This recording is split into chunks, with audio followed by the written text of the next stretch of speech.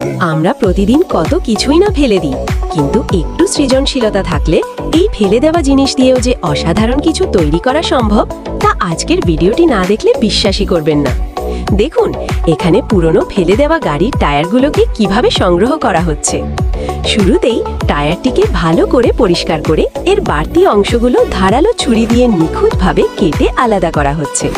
কাজটা দেখতে যতটা সহজ মনে হচ্ছে আসলে কিন্তু ততটা নয়। এর জন্য প্রয়োজন অনেক শক্তি আর অভিজ্ঞতা। টায়ারটিকে উল্টে নিয়ে এর মূল কাঠামো তৈরি করার এই ধাপটি বেশ গুরুত্বপূর্ণ। এবার শুরু হলো মূল জোড়া লাগানোর কাজ। ছোট ছোট লোহার পিন বা পেরেক ব্যবহার করে টায়ারের নিচের অংশটি শক্ত করে আটকে দেওয়া হচ্ছে, যাতে এটি বেশ দীর্ঘস্থায়ী এবং মজবুত হয়। এরপর হাতল বা হ্যান্ডেল বসানোর পালা।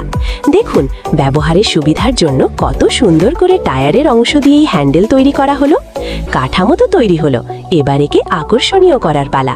কালো রঙের প্রলেপ দিয়ে পুরো টায়ারটিকে নতুন রূপ দেওয়া হচ্ছে। এরপর শুরু হলো শৈল্পিক কারুকাজ। গোলাপি এবং সাদা রঙের ছোঁয়ায় টায়ারের ভেতরে চমৎকার একটি নকশা ফুটিয়ে তোলা হচ্ছে। একটু লক্ষ্য করুন, হাতের নিখুঁত টানে সাধারণ একটি টায়ার এখন একটি অসাধারণ ডেকোরেটিভ ঝুড়ি বা ব্যবহারের উপযোগী পাত্রে পরিণত হয়েছে। সাদা বর্ডার এবং ভেতরের ফ্লাওয়ার ডিজাইনটি এর সৌন্দর্যকে কয়েক গুণ বাড়িয়ে দিয়েছে। পরিশ্রম আর মেধার সমন্বয়ে তৈরি হয়ে গেল আমাদের এই শিল্পকর্ম। পরিবেশ বাঁচানোর পাশাপাশি এভাবে পুরনো জিনিসকে নতুন রূপ দিয়ে আমরা সুন্দর এক পৃথিবী গড়তে পারি। ভিডিওটি ভালো লাগলে লাইক দিন এবং এমন আরও সৃজনশীল ভিডিও পেতে আমাদের সাথেই থাকুন।